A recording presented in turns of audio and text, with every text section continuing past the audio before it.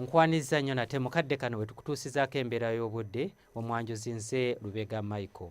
Enkuba etandise okutonnya mu bitundu by'eggwanga ebiwerako era we ziweredde essaawa 3 ez'enkya ya leero.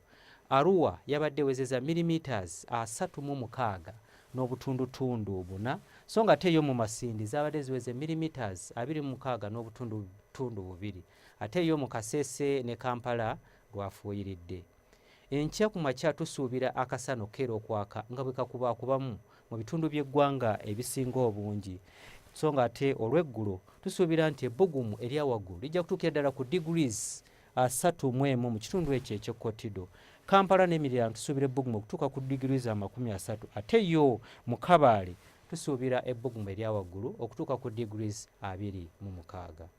Bwe tweyongerayo mu bibuga ebimu ebyebunaayira ekibuga nga Nairobi, Dubai, tusuubira nti nno akanaayaka mu Dubai bujja kubeerera ddala degrees 38 era ng'obudde bujja kubeerera ddala bwa musana.